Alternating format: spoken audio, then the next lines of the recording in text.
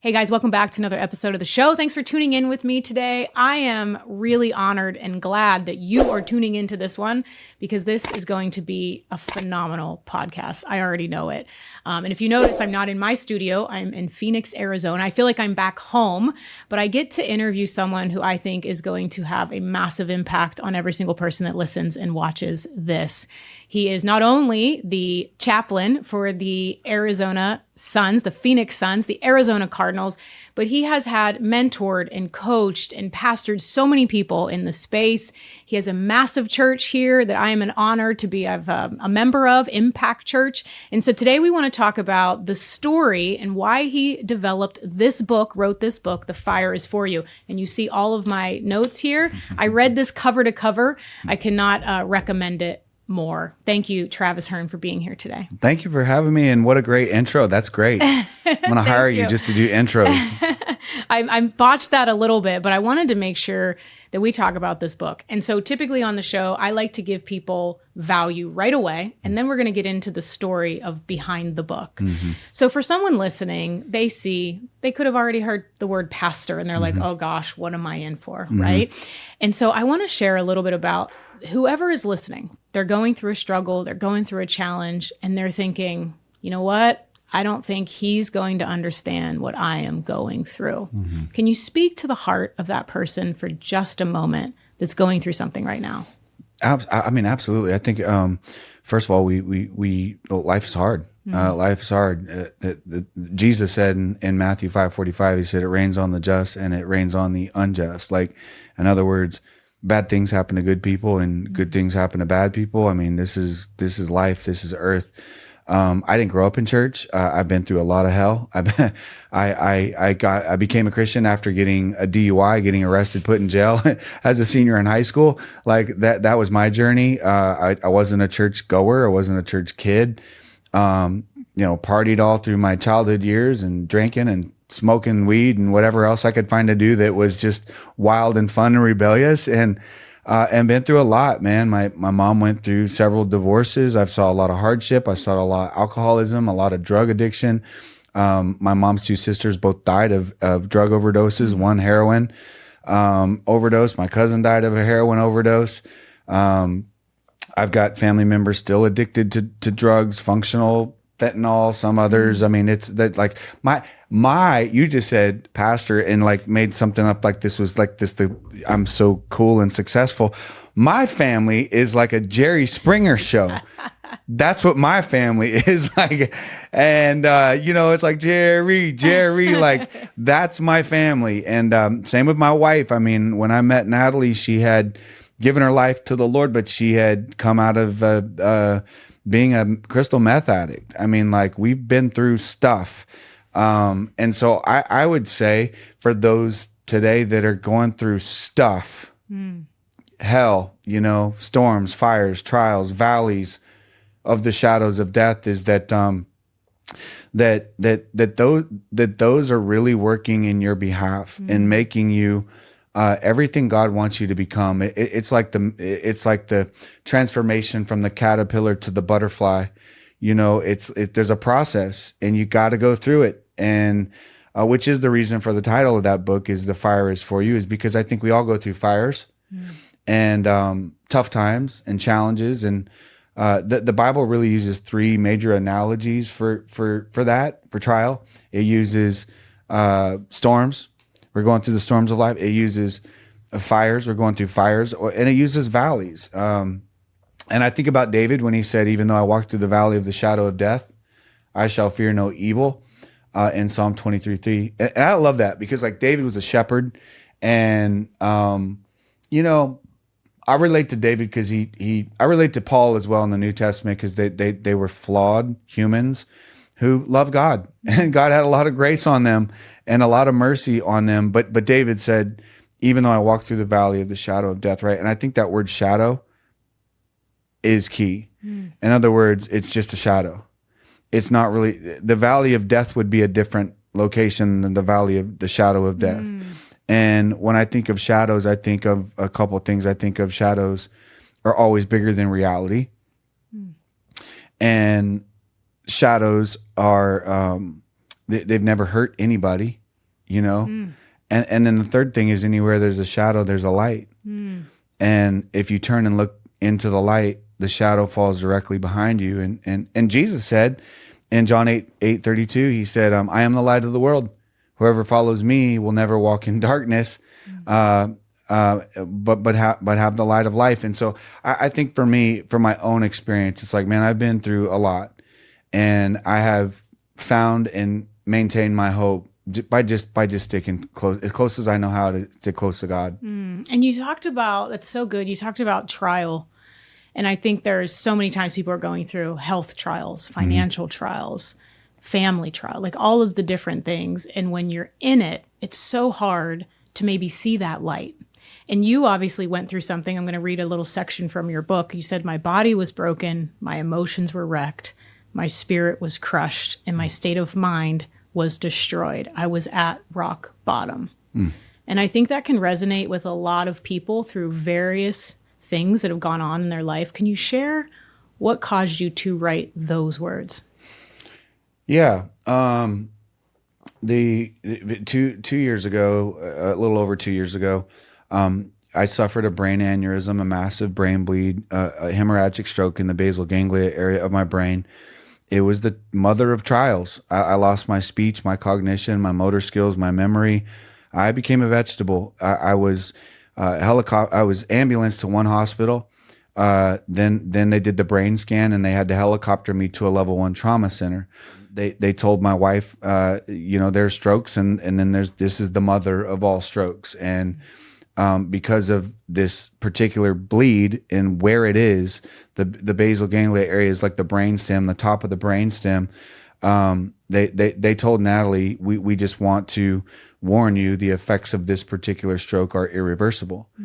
And so, when you hear that, like they're the doctor, who is all they know, the human brain, and they're experts in this, they're telling my wife, this is your future husband. If he lives, if he lives, he's going to be, I mean, it wasn't that I lost my speech a little, I lost it, gone, completely gone. Same with my memory. So, eventually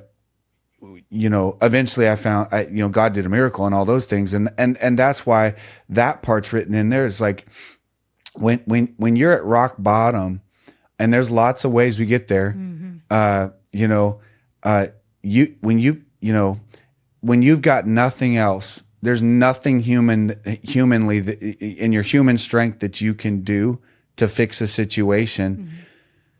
You're like, okay, God, and thank God he meets us at rock bottom. He meets us at rock bottom. So if somebody's at rock bottom today, I got news for you. God meets us at rock bottom. He's done it for me and everybody that I know. And you said something, I think this is why this is so important, the rock bottom moment that he meets you there, because someone could look at your story and say, okay, you and your wife, obviously all these things, you had a DUI, she was on drugs, like all of this stuff happened, and then you found God, and you have literally given your life to the mission of getting more people saved, getting more people into heaven. I think you said your mission statement is, if I can quote it, is to help more people on earth avoid hell.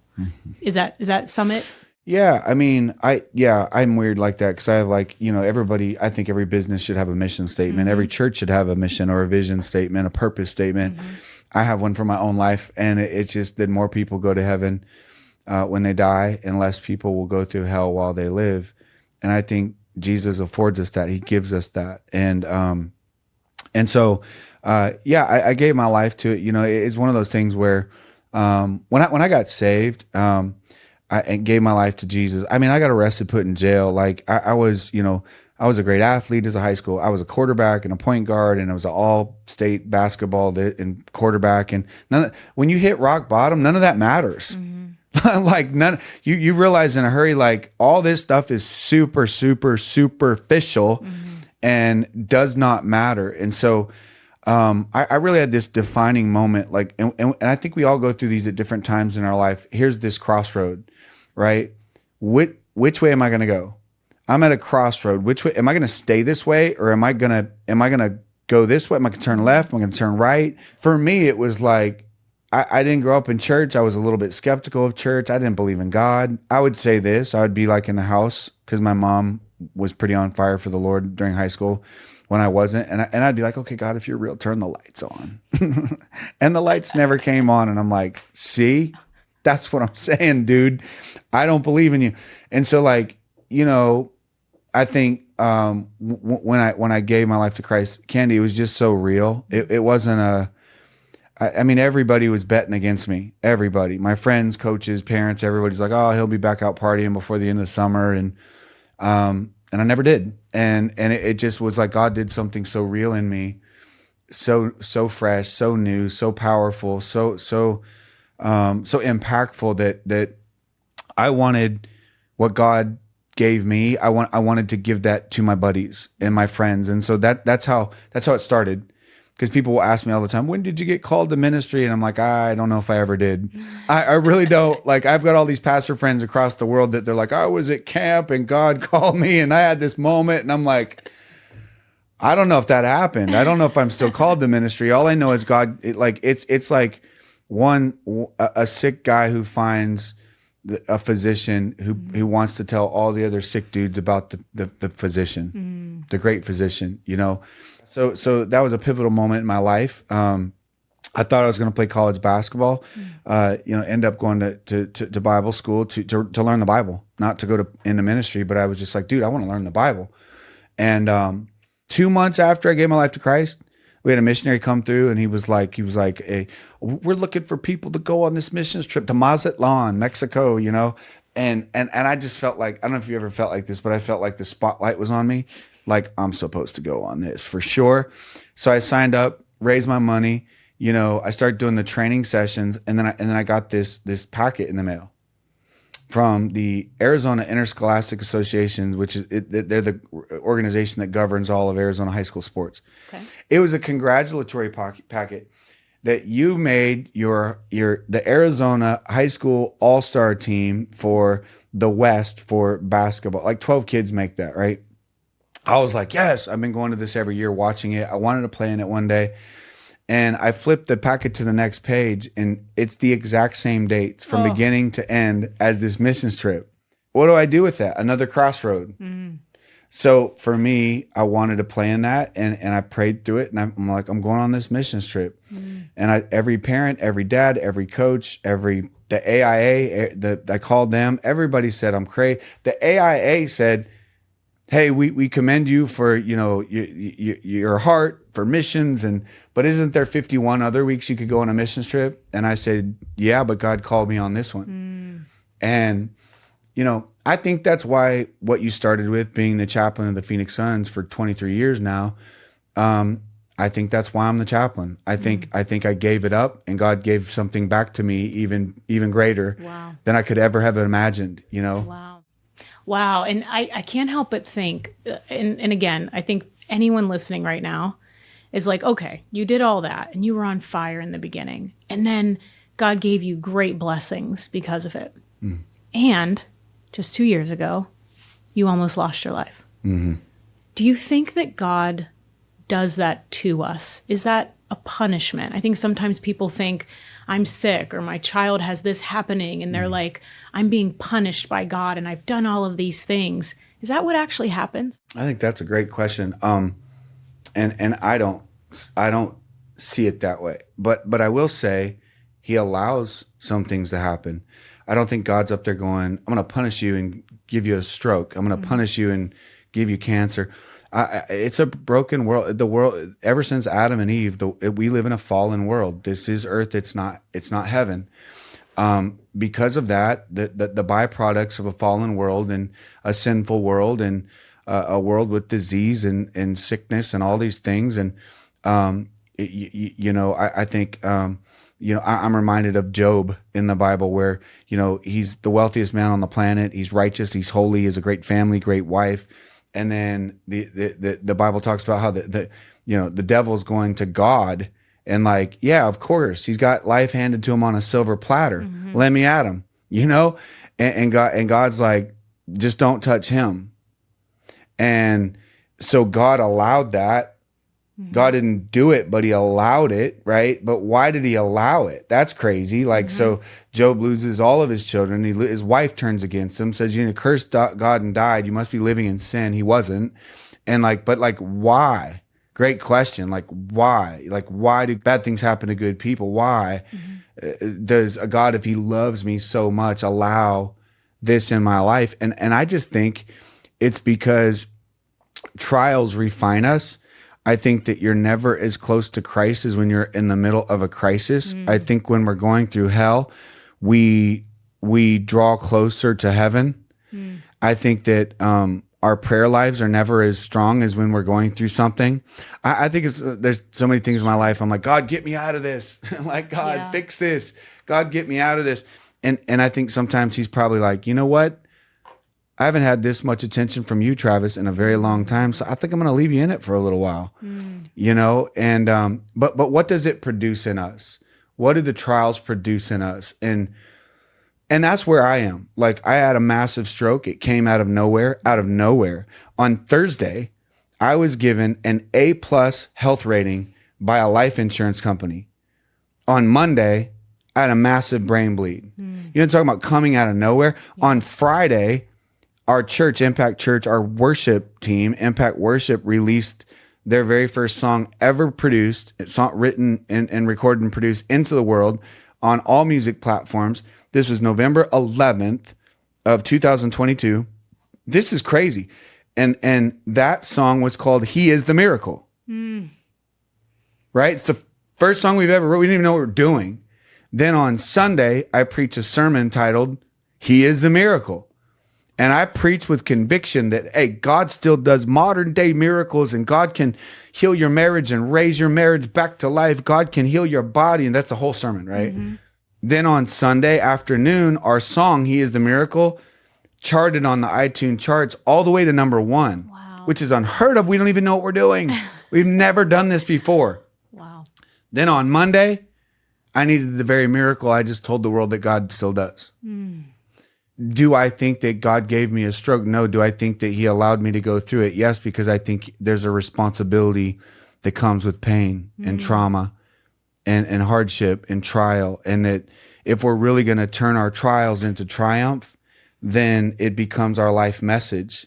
My life message is, this is part of it now. Yeah, one of them is I was arrested. I was put in jail for a DUI. My life's message is, don't drink, don't drive. Like I nothing in my whole family has come out of alcohol or drugs. And I'm not saying people can't drink and whatever in moderation, but like for my family bloodline, nothing has ever come out of it that's good, right? So my life message is like, I'm sober, I don't drink, I don't need it. Hey guys, life doesn't suck. I love my life. I'm not like, dude, I wish I could drink. I could, but like I choose not to. And the same with drug use and all those things. And so I think that if we allow pain, problems, purpose, trials, storms, fires, valleys, shadows, to do what they're supposed to do, let it have its work in me, then it's going to make me become everything that God wants for me to become, that we would not become without those moments otherwise. There's so much power there that I think everyone should pause and rewind and re-listen to that. There is something about people who have been to the depths of it, that have been broken, that have been at that breaking point.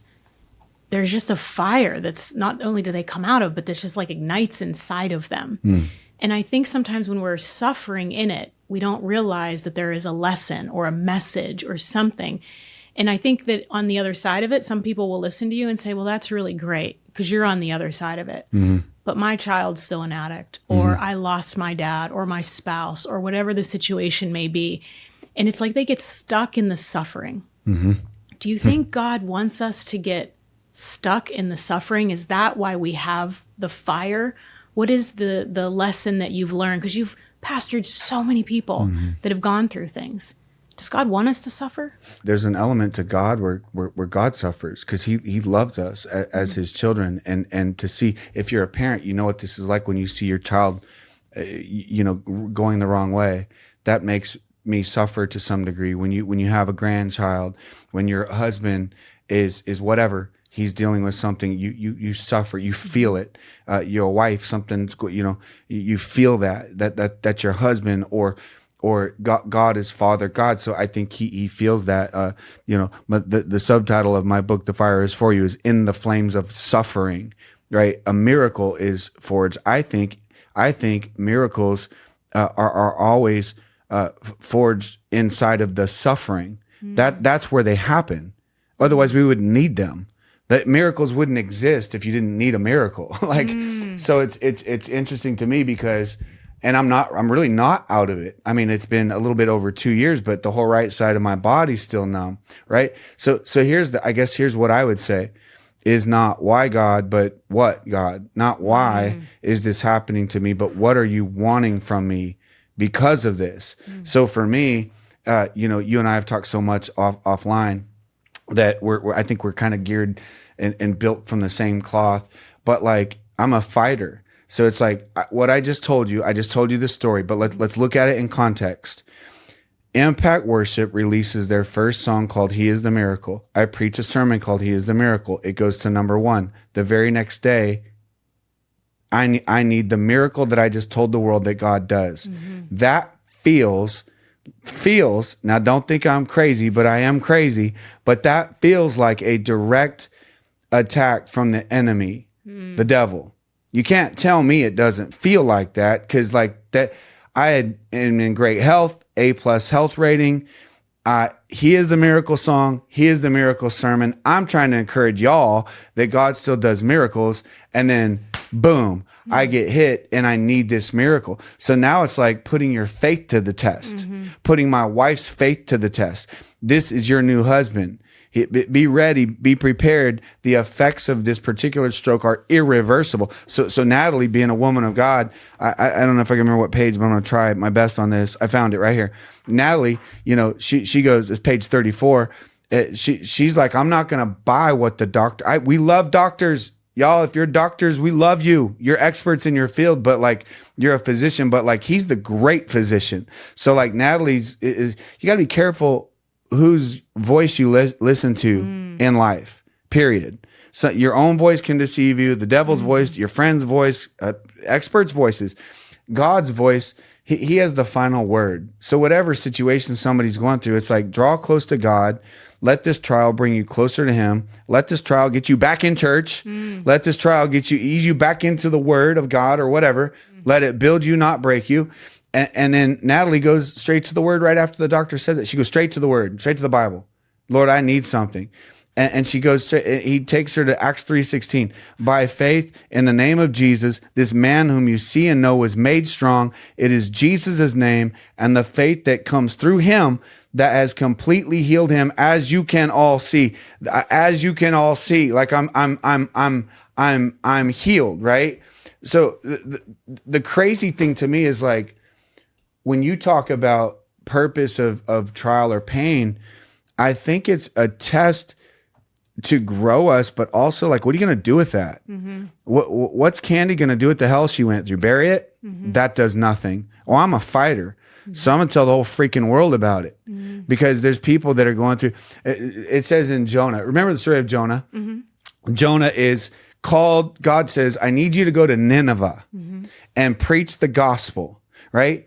They're wild, they're rebellious. And by the way, Nineveh would be like modern day ISIS. Like they're skinning believers in God alive. They're burning them alive. They're sawing their bodies in half. It's even the same territorial area. Yeah. So Nineveh. Wow. He goes, I want you to, and Jonah's like, heck no. Like, I'm not going, like those people could kill me. So what does he do? He pays money. He boards a ship to go the opposite way to sail to Tarshish, right? So he actually pays money to run from God. He actually goes, I'm invested in running from God right now. He gets on the boat, and what happens? A great storm comes. The storm's so violent that everybody on the ship's freaking out, and they go to Jonah, like, dude, and Jonah's like, it's because of me. He's like, throw me overboard. It's me. I'm running from God. Now, are you sure, man? Yeah. Like, they're like, okay, throw him overboard. Well, we know this story. The big fish he's in the belly of the fish for 3 days, 3 nights.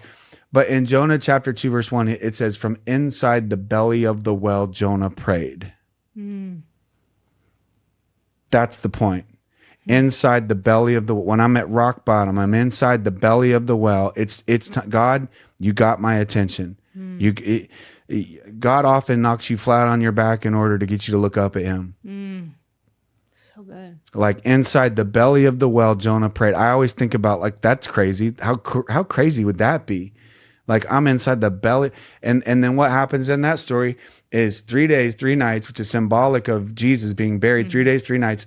And Jesus is our rescuer and our savior. So that fish, supernaturally spits Jonah out on the shores of Nineveh. And then Jonah preaches and a great revival happens. So why did he have to go in the valley? What was that? Did God go, I'm going to put you like, no, we made a decision. Our decisions have consequences. Oftentimes, my decisions have consequences for your life. If I do something, it's going to have a domino effect on other people's something. That can be generational. That can be, that can be, it can be drugs. It can be food. It can be mindsets. It can be negativity. It can be judgmental. It can be criticism. It can be fear. It can, a little girl can grow up and she's afraid and always lives in fear and sees life through the eyes of fear because her mom lived that way. Those kind of things so we have to choose. And what I mean by we're cut from the same cloth is it's like we both been through a lot of hell, but I'm going to let it build me, not break me. Like, let's go. Oh, that's what we're doing. The enemy attacked me, tried to take my life out, tried to take my wife's husband, tried to take my children's daddy, tried to take my church's pastor, right? Tried to take the Phoenix Suns. Okay, that's what we're doing. All right, gloves are on now. And I'm going to let the whole world know until I'm dead. I'm gonna tell the story because it's a story of hope. Yeah. And it's not my story. You said it earlier, but it's his story. I say it like this. It's a story about God's glory. I'm just the actor in the story, but this is about giving him glory, him praise. And I think that's the greatest place to do it from. Pain, trauma. So the whole right side of my body, it's still numb. God healed me. I also went through a lot of therapy. Yeah. I mean, 6 months, 5-6 days a week, 6 different therapy sessions, speech therapy, cognition therapy, motor skills therapy. I mean, I was doing everything, red light, hyperbarics and any kind of therapy that would help me. Yeah. I was like, yes. Yeah. Well, actually my wife was like, yes, you're doing that one too. But I think that's the heart of this book is the fires for, because I know there's so many people listening or watching that they're going through fires, and they do, man. They feel like they are going to burn you down to ashes. But in Isaiah, it says that he gives beauty for ashes. Isn't that awesome? So cool. Like he gives beauty for ashes. And I believe that if we steward pain correctly, we're going to see beauty in the ashes. Proverbs says a longing fulfilled is sweet to the soul. The day that addiction gets broken, sweet to the soul. The day that prodigal child comes home, sweet to the soul. The day I get healing, sweet to the soul. And I also think we can do things like we're believing in God. I believe in God, but there's things you need to do as a human. So I went from, I was in great shape with the 8+ health rating, but I ate whatever I wanted to eat until the stroke. And then it was like, okay, that's what we're doing, then it's on. And my doctor, a good friend of ours who goes to our church, she's like, hey, can you go straight carnivore?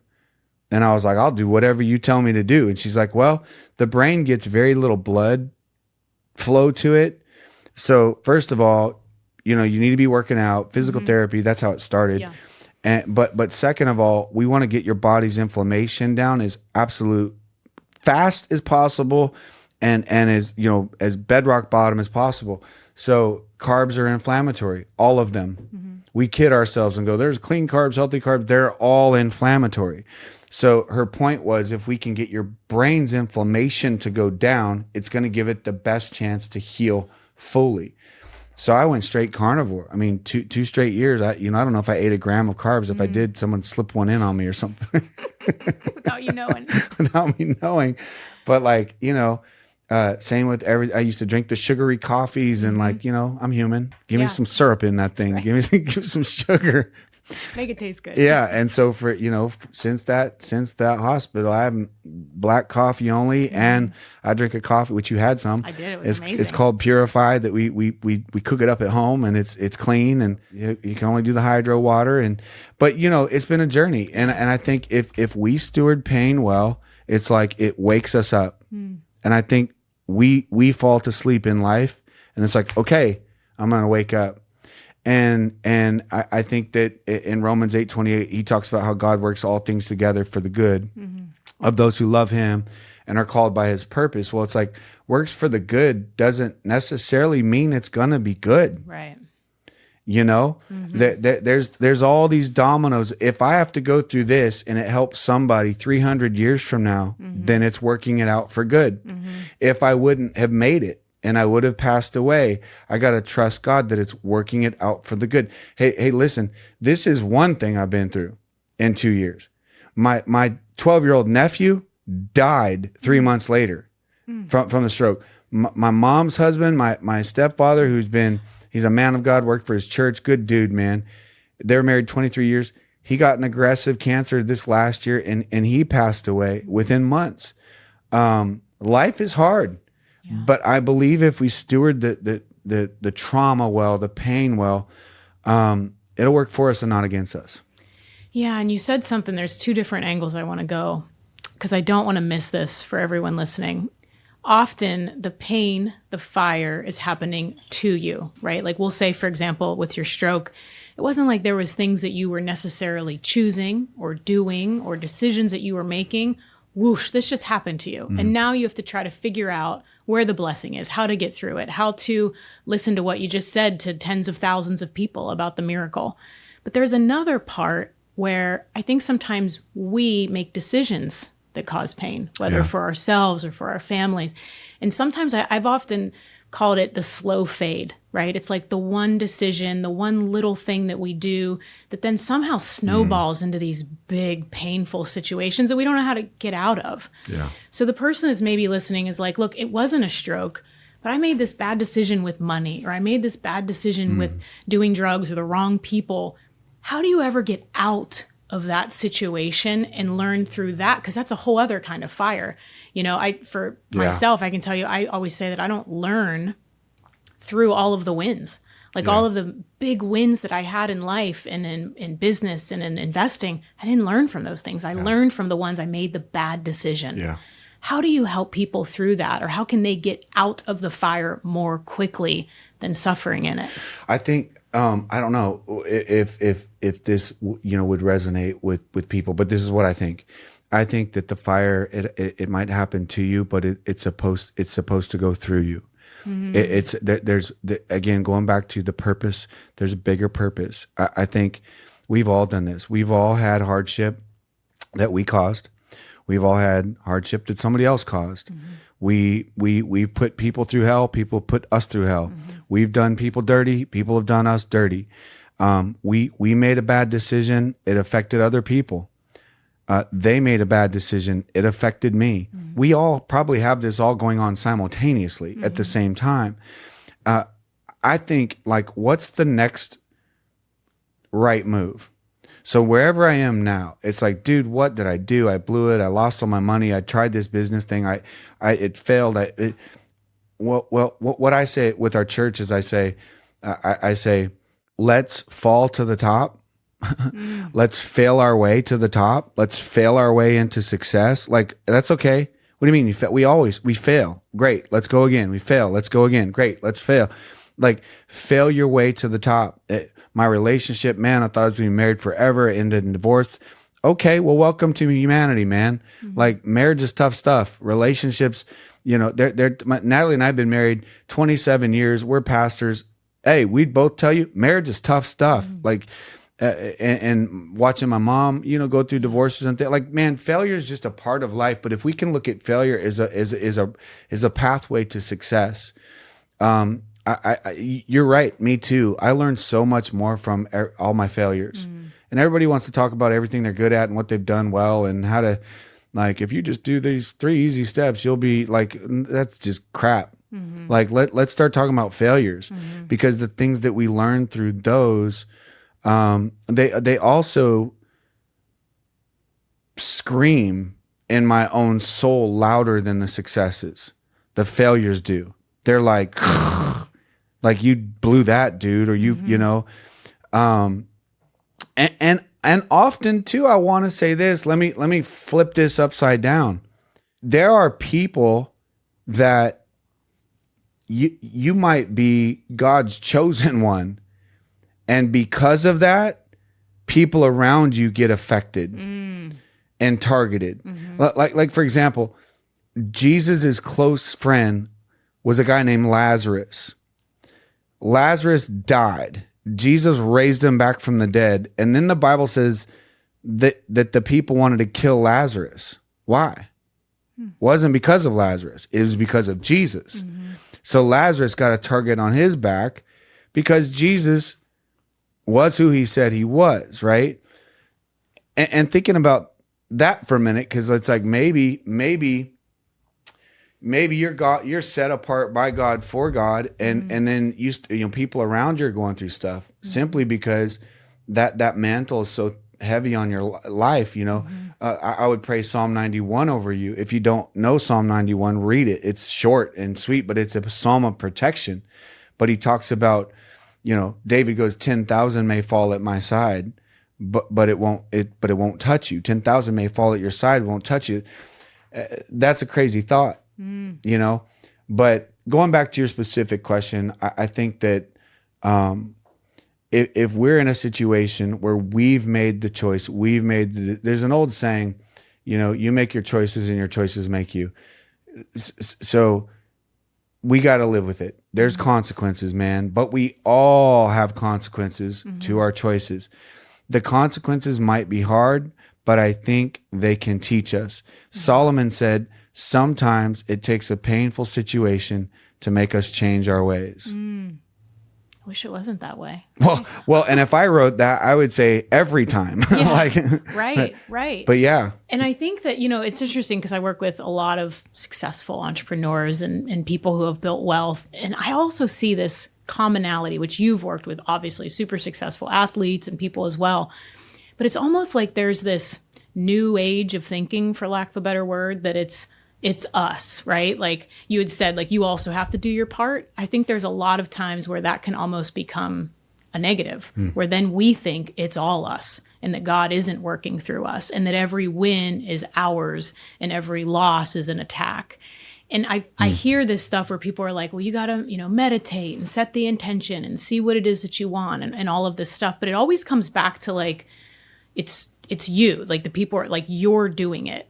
Do you think that if the enemy is like attacking or can attack other people around us, that when the enemy sees that we're going to do some big stuff and that we've got a bright light, that not only does the enemy attack us, but sends other people to try to dim that light, to try to minimize what it is that we can accomplish? Or is that just something I've made up in my own mind? No, that's exactly right. I mean, we see that throughout Scripture, but I mean, we see it out throughout humanity as well. And I think, you know, we live in a world of good versus evil. And you know, if we could, I mean, according to the Bible, if we were to put on, you know, for example, in Ephesians 6, where it says we don't wrestle against flesh and blood, but against the principalities and the powers and the rulers of the darkness of this world. In other words, the devil, demons. Well, if you could put on, you know, spiritual goggles and you could see what was going on, angels and demons in warfare over your soul, your purpose, your marriage, your family, your calling. That's real. That might seem crazy, but that's real. It in the most elementary sense, it's the old Tom and Jerry cartoon where you got a little devil above your shoulder and a little angel. He's like, do it. And the angel's like, don't do it. Like, do it. Don't do it. But the reality of that, and I think it's not something to be afraid of, but it's something to be aware of. And when you're talking about, new age, this, that, and that, I don't know anything about that. All I know is about the Bible. All I know is the Bible has changed my life. God's word has changed my life. We don't take credit for anything. We give him the credit. We give him the glory. By the way, meditation is a Bible word. It's not a New Age word. It's a Bible word, all the way back from Joshua 1, chapter 8, where Joshua is the new leader. Moses just died short of the promised land. Joshua is the new leader, and God's encouraging Joshua in chapter 1 of Joshua. And he's saying, be strong and courageous. Tells him 3 times in the first 9 verses, like, Joshua, you got this, buddy. Like, be strong and courageous, be strong and courageous, be very strong and courageous. Then in verse 8, he says, meditate on the Lord day and night, then you will be prosperous and successful.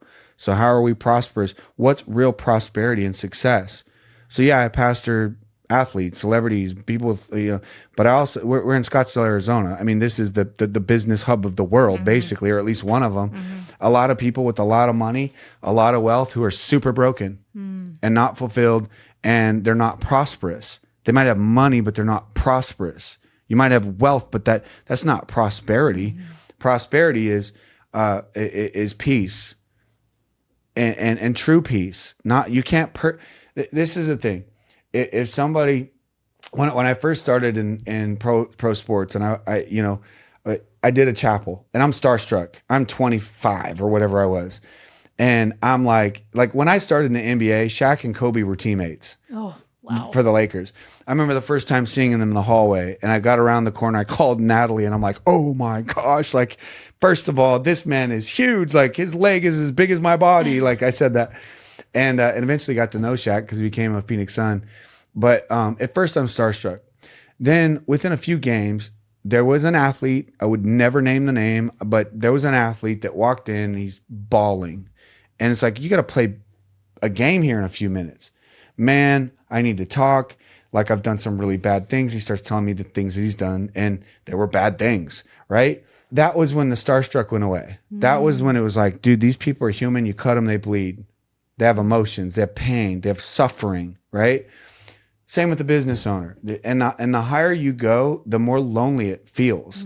The bigger, the bigger, whatever bigger is, whether you're a church and a pastor, whether you're a business owner, whether you're influencer, and your world gets pretty lonely. But the reality is, it doesn't only get lonely. If you want to talk about wealth, you start feeling like everybody wants what you got. So then you get jaded because you start going like this, like, what does he want? Is this relationship real? Is it fake? Is they want something? And that's where I've allowed myself, I'm coming out of that, but I've been jaded for a long time. It's like, well, what do they want? They're using me. They're taking advantage of me.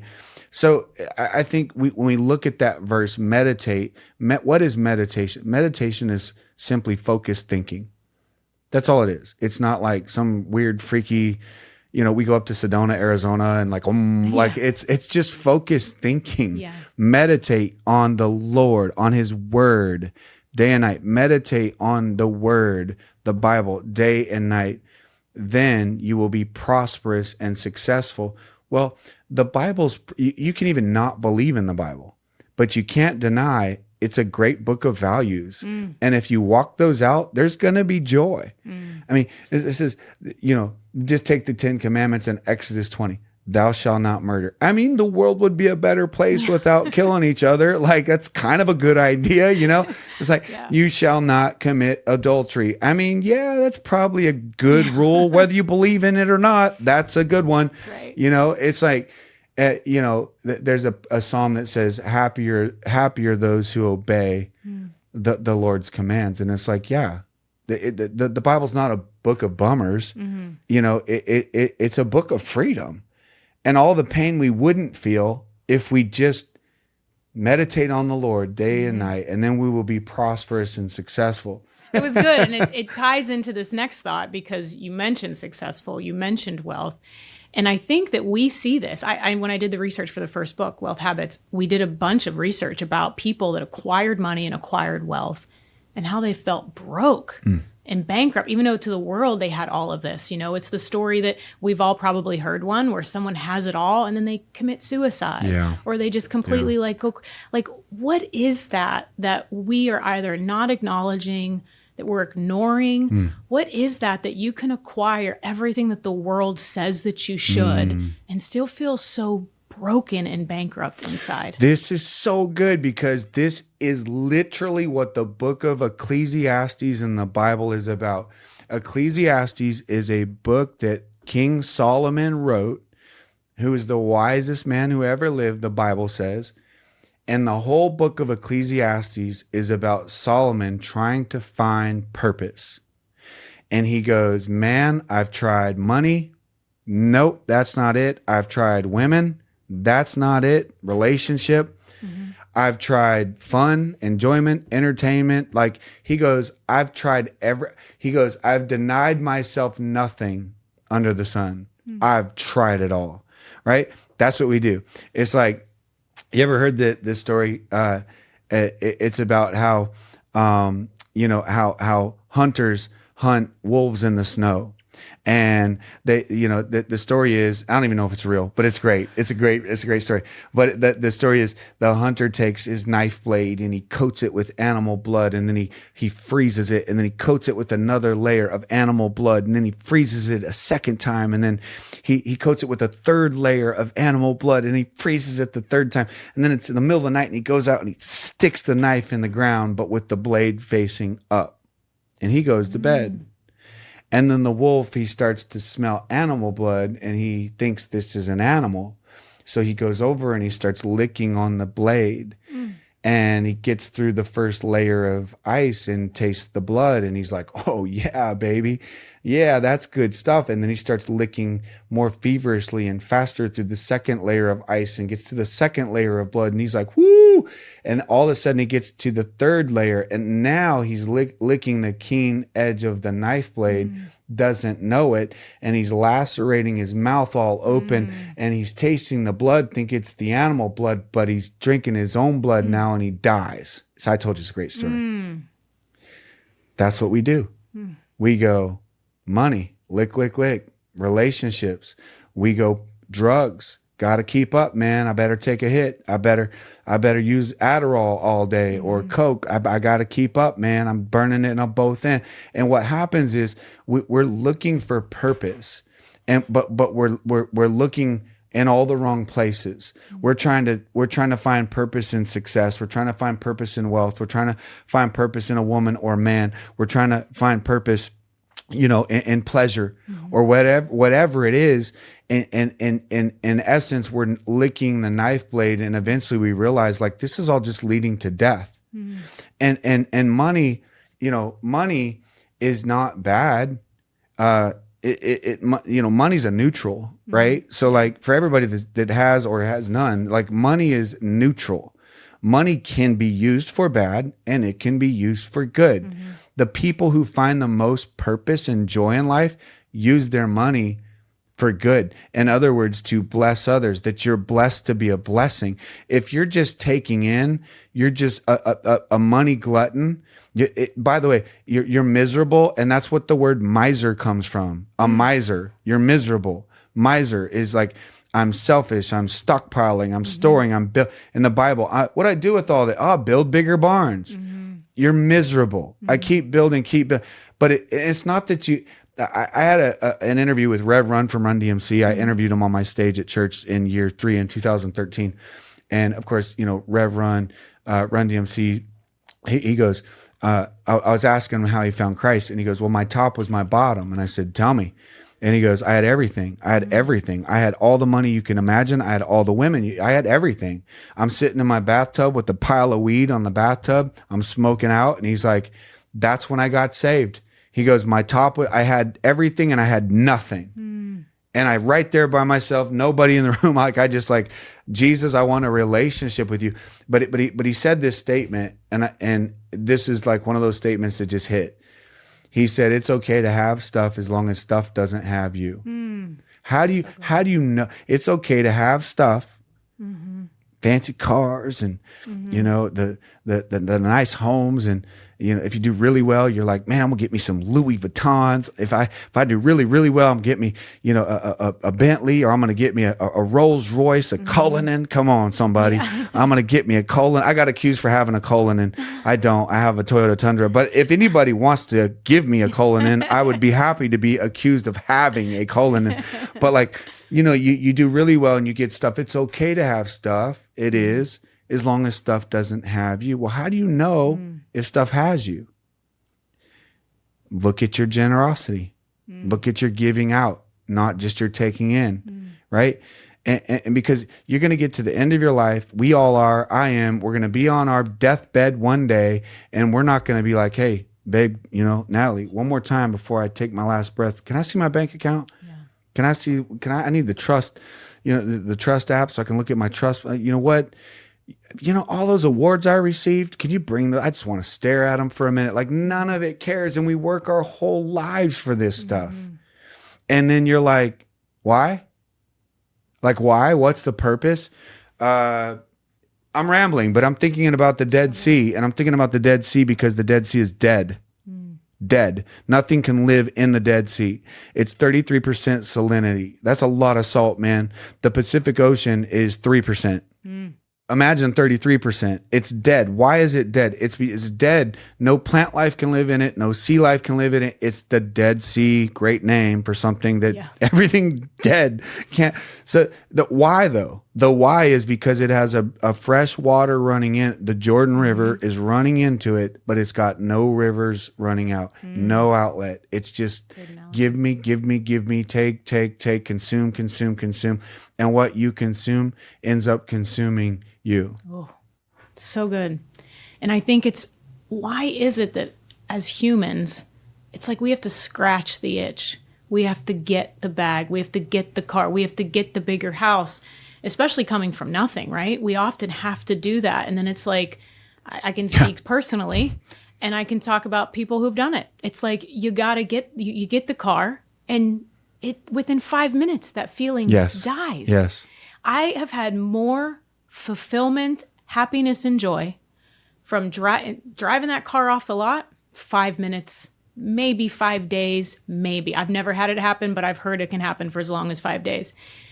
But walking up behind someone in Sam's Club or the grocery store and swiping your credit card so that they don't have to pay. Yes. That I remember. Yes. That feeling stays. Starting a nonprofit, donating a building, that stays. Yes. There's something about that, until I think you feel it, you can't quite understand that none of that stuff is going to fill you up. But yet as humans, we still forget about it. I'm guilty of it. Yeah. Where I still forget about it. And I'm like, well, let me go do this because it's what society is doing and what you should do to kind of like show that you've made it. Yes. And it's like, what the heck did I do that for? That didn't give me any happiness, peace, or joy. And then what did it do for the other people? Did it inspire them, or did it, it perpetuates the same problem. So now they think that they need to go do this in order to have happiness. That's right. And it's the complete opposite. It's the complete opposite. And I love that you said that about paying for somebody. Like, everybody can do something. You might not be, incredibly wealthy. You might be. You might be making ends meet, but you can always do something. Whether it's time, whether it's talents, whether it's treasures. I was thinking about my mom. So my mom, much like yours, my mom had me at 16. Mm-hmm. I remember I was probably 13, 14. One of my best friends, his dad's a successful business guy. Another friend, his dad's a football coach and a restaurant owner. And another friend, he's a pilot. And I was like, this is my mom working 4 jobs, waiting tables, just make it. She's 16 when she had. I remember in my teen years, I went to my mom and I go, Mama, you should go back to high school. And she never got her GED. And I said, and then you should go to college. And she's like, well, why are you saying that, baby? And I said, well, I just see, my friends. And what she goes, I like what I do.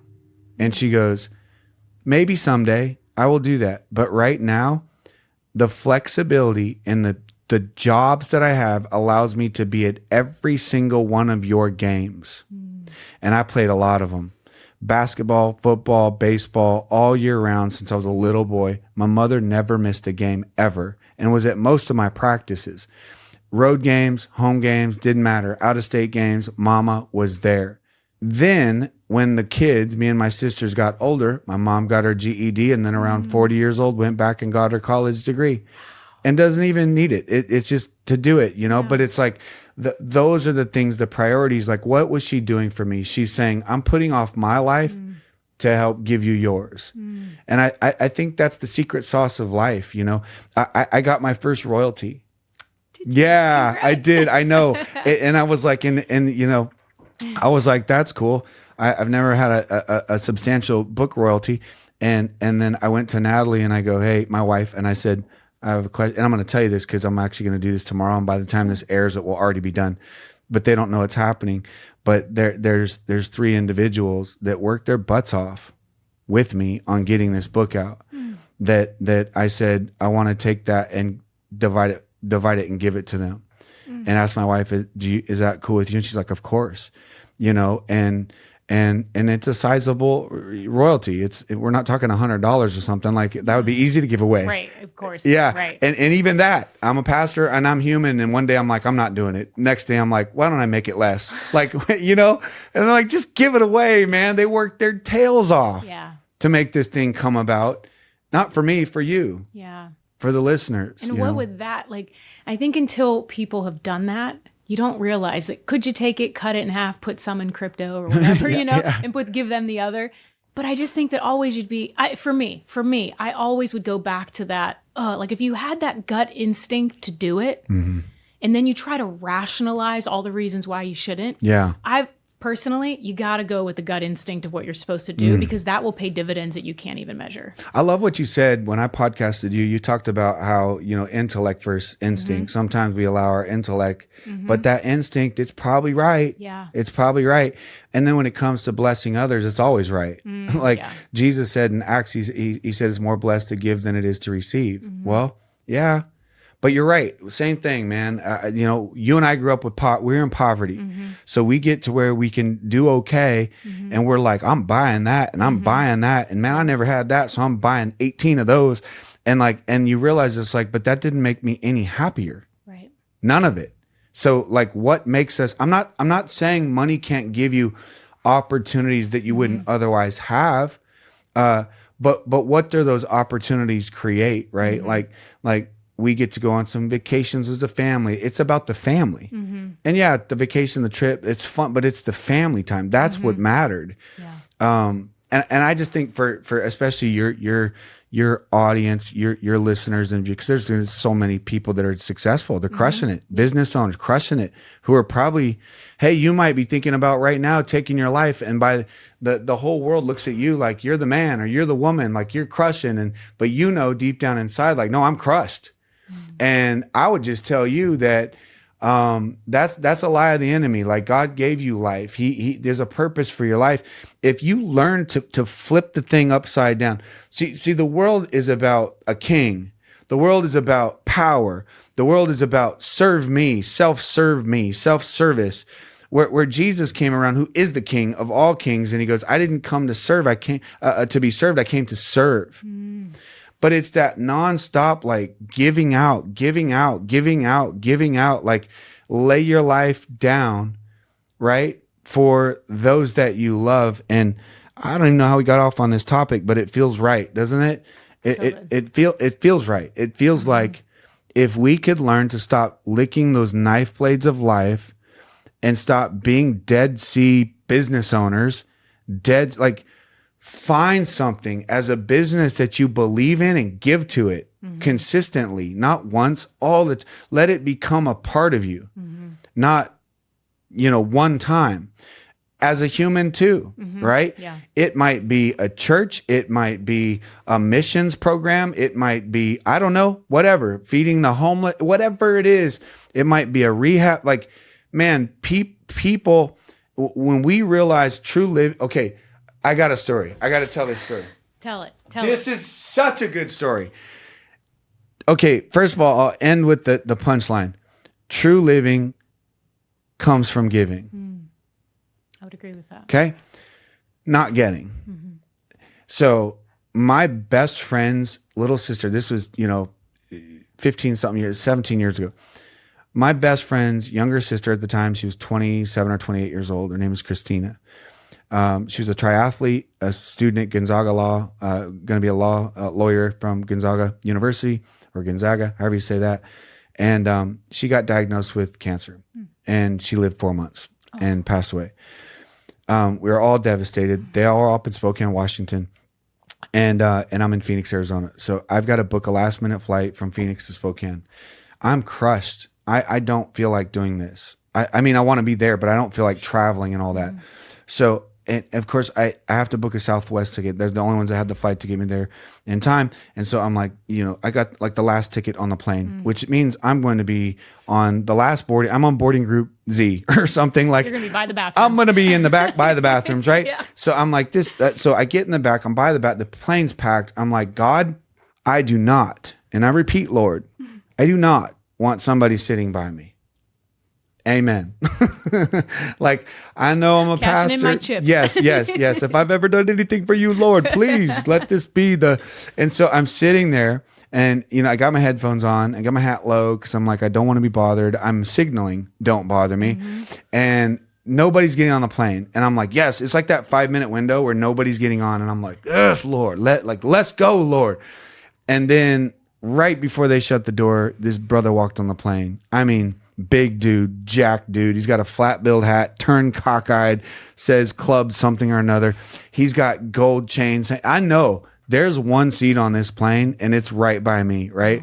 And I'm like, this is God's sense of humor for Travis Hearn. Like, the Lord, I just prayed this, but you did the opposite. You couldn't even send a teeny little like little skinny little thing to say, like, quiet. And no, this guy's walking up the aisles like, hey, how you doing? He's like flirting with the girls, and I mean, he's loud, he's flamboyant. I'm like, no, Lord. He gets to the back, he sits next to me and he leans over and he goes, hey, like really loud. And so I kind of side eye him and he goes, what's your name? And I mean, the whole plane could hear. And so I pull my headphone open like this and I go quiet because you learn this in sales, right? Yeah. If I bring it down, he'll come down. Oh no, none of that, none of that. So I go, hey, how you doing? I'm Travis, and he's like, nice to meet you, Travis, like real loud. And he goes, and then I put my headphone back on and I look back for it and he goes, hey, he's like, ask me mine. Right. Oh, and like, this is I'm broken. I'm crushed. Like, I just want to have my moment of sadness. Yeah. And so now I got to play this game with this dude. And I looked at him and I go, what's your name? And I'm not kidding you, Candy. Loud and proud, he goes, Crocodile. I was like, what is happening? I was like, I said, do I say nice to meet you, Crocodile? So I says, nice to meet you, Crocodile. And he goes, ask me why. This is the plane ride. We haven't even lifted off yet, right? Oh my gosh. And I go, why? And he goes, because baby boy, Crocodile's gonna make you smile. And I'm like, this is a dream. This is not happening. I am hallucinating because I'm tired and sad. And so anyway, we start talking. And now we talk for 2 hours on the flight. And so the things I'm learning, okay, he's Mike Tyson's trainer. He rips up his sleeve and he's got a big old Mike Tyson tattoo that says Team Tyson. So now he's telling me stories about Mike and stories about being a part of the entourage and about training Mike and about going on planes to, all these overseas places and private jets. And he's telling me all this stuff. And then he says, man, I remember this one time we were on this plane, man, and we had all the money and all the food and, the women and, he's just talking like this. I said, yeah. And he's like, yeah. It's like, man, I looked at Mike and said, Mike, we're living now, Mike. And I said, that's crazy. And I said, I have a question though. So do you still think like that's living? And he's like, what'd you mean? And I said, well, because I think true living comes from giving, not fancy foods and jets. And I think those are fun. Mm-hmm. I'm not saying that's not fun, but like it's from giving, then it got real. Mm-hmm. And Crocodile, if you're out there, I'd love to hear from you again because it's been a long time. But he was such a great dude. And he was telling me his life story. Like I went to prison you know? And I was like, you went to prison? He's like, yeah. I said, why? And he goes, manslaughter. And I'm like, oh boy, Lord, like, what have you done to me? And so then I'm like, okay, well, you know, cause he said he went for 20 years. So I knew it was something was bad, right? Yeah. Something, like you didn't go for you know, DUI. yeah, marijuana possession or something like back in the day. So he says, you know, manslaughter. And he goes, but, you know, he's like, you know, I deserved it. He's like, but there was a girl that was getting beat up, a friend of ours, by another dude, and me and my friend went, and we were just going to beat him up, but you know, took his life.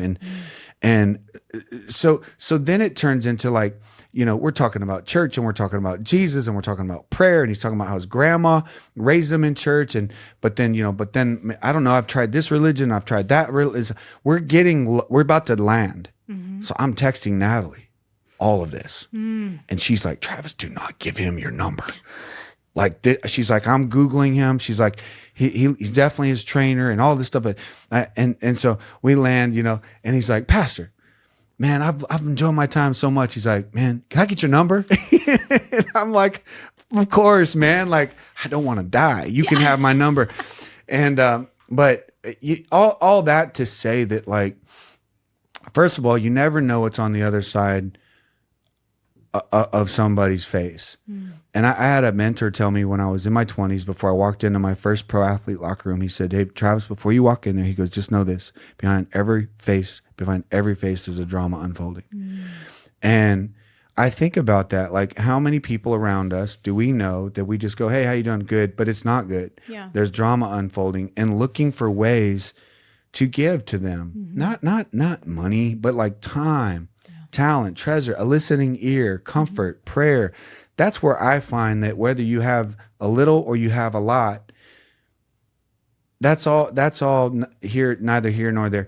It's about meeting the needs of people, and true living comes from giving. And it's only if we would do that quicker, right? Yeah. Like, I feel like we hear that in context and we think, okay, he's right. Travis is right. I think, but then we get sucked right back into the world. And I'll tell you, I've done a lot of cool stuff and made a lot of mistakes. The happiest that I ever am is when I'm actually either helping someone, serving someone, giving something. You know, Anthony and I kind of decided not to do Christmas presents, and we were going to pick families.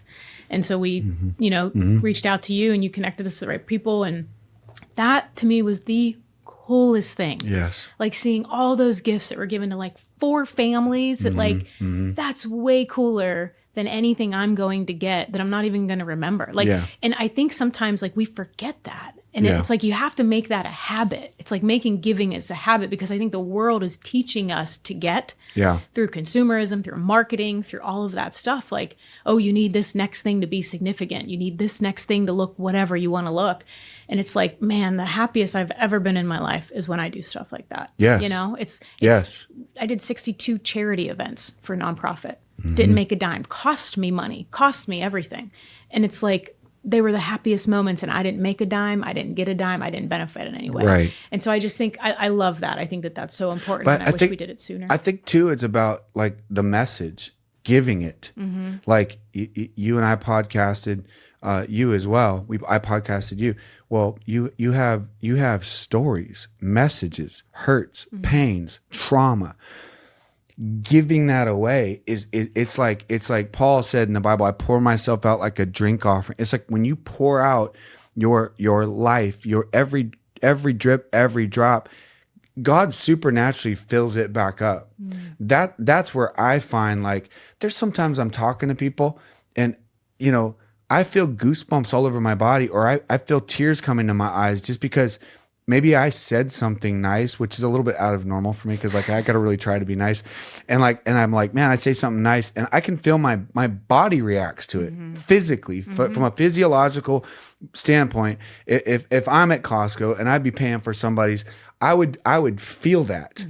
That feeling's incredible. But the message, you know, for me is, and I'll end with this story, because when you go back to The Fire Is For You, that's what I'm saying. True living is from giving. It's like I'm giving this message away. Like we sell it on Amazon, but like we just got 28,000 books so far that people bought through a bulk book situation that I have, that we're doing this thing called books for the broken, right? Because my thing was my wife, how many Natalie Hearns are in a hospital room right now and they're told that their husband's not going to make it, their child's not going to make it. I want them to have this, because this isn't just my story. It's a message of hope. What do you do in those times? There's hope. There's always hope. Hope is like a drug, man. It's like, dude, I need hope. Right. And everybody said this, I'm not the first one, but like I'm a hope dealer. Like that's what I am. I'm a hope dealer.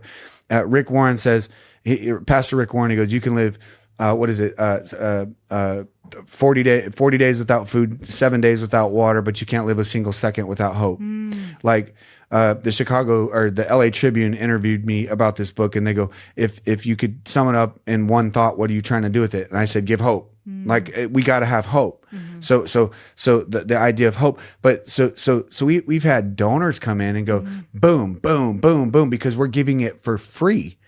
We're starting with Arizona. Every fire station in Arizona, every police station, every hospital, every ER, every level 1 trauma center, every drug rehab, every alcohol, every neurological, which I went through rehab. We're going around the valley as a church. That's the army. That's the distribution center is the church. And we're going, here's some books, here's some books, here's some books.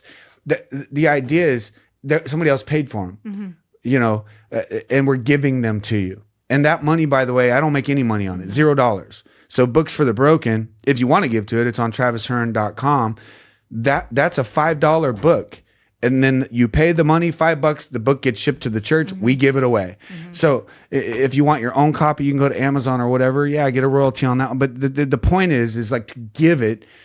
I hope that there's 1 million people that get this book for free, that it helps them, because now I'm not the Dead Sea. Now it's like, I went through something, but like now the fire goes to me, but now out and through me, and that it helps us. And so, the final story that I have personally about the book is on Wednesday, I'm getting tested, on the hour, every hour. About like, I can't talk, I can't walk, I can't lift my hand, I can't. So they come in and they do stroke tests, and they go, touch your nose. And so, you're just kind of like, I can't. What day is it? I don't know. What year is it? I don't know. What month is it? What's your wife's name? What's your name? I don't know anything. They say, what's your children's names? And I say 40. And I don't know, something down in me, like I can't talk, but I said 40, and something in me knew like, this is not good. And then I looked up at Natalie with tears in my eyes. She had tears, and I said, as plain as day. Remember, I can't talk. I said, as plain as day. I said, count it all joy. And the medical worker goes, what did he just say? And Natalie said, and she's weeping, and she said, he just said, count it all joy, which is a Bible verse from the book of James, chapter 1, verse 2. It says, count it all joy when you fall into various trials, knowing that the testing of your faith produces patience, and let patience have its work in you, its perfect work in you, that you may be mature and complete. Count it all joy when you fall into various trials. Why? Because God is completing you. The fire is for you, right? So think about this. I can't talk. I can't walk. I don't remember my own name. I don't remember my wife's name. I don't remember my children's names. I can't say it, verbalize it. But I can say, count it all joy. I can say a scripture, word for word, in the exact context of the situation, because this was the trial of all trials, right? Well, that's not just a cool story. That's not just a miraculous story. That, first of all, that's chapter 1 in the book, is count it all joy. But why? Because there's so many people listening right now. They're going through trials, and the book contains the key ingredients to go from trials to triumph. To take this mess, whether I got myself in it or somebody else got me in it, or it just happened by chance, and turn it into a message. That's what I mean by like true living comes from giving. Because I think as business owners, we think of monetary, we think of like finance, we think of dollars. That's part of it. Yes, yes, yes. But it's time, it's talent, it's treasure. And part of your treasure isn't what's in your bank account. It's life experiences. Part of your treasure is pain. It's suffering. It's brokenness. Part of your treasure is your experiences, the hardships. That's the treasure, man. If we never want to waste a pain. We never want to waste a pain. We never want to waste a problem. We never want to waste a valley. Like, man, we're fighters. So I'm going to use it to build me, not break me. And hopefully, if it's done right, it also builds you. Builds other people in the process. Builds other people. You said something towards the very end of the book, and I underlined it. It said, God did not bring you this far to leave you right here. And he wouldn't see you through just to say you're through. Remember, when God's not done, God's not done. And all the forces of hell cannot stop what God has ordained for your life. Come on.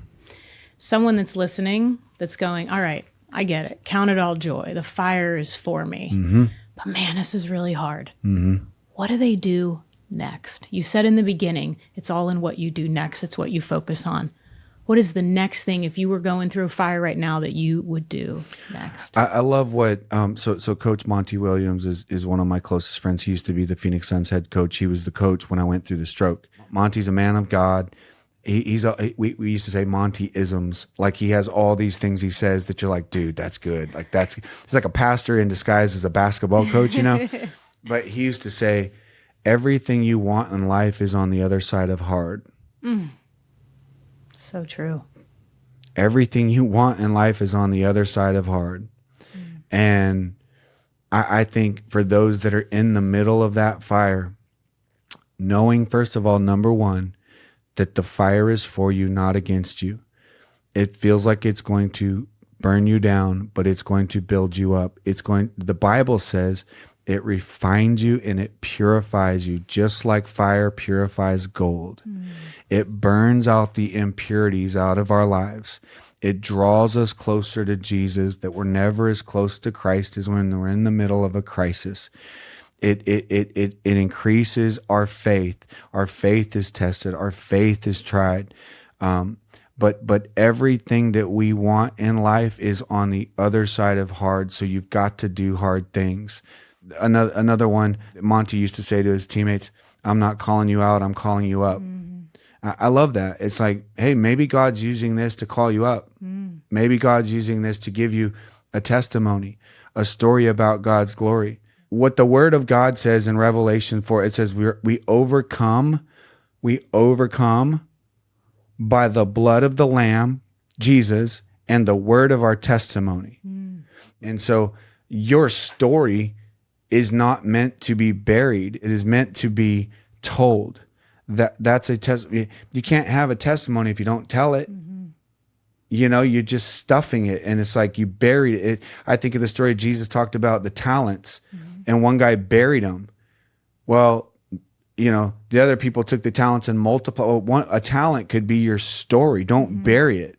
Like, talk about it, man.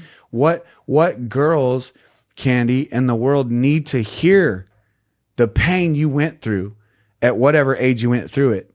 That it might, how do you not waste a pain? I tell it, and then it saved one girl from going through it. One girl. That's a win for me.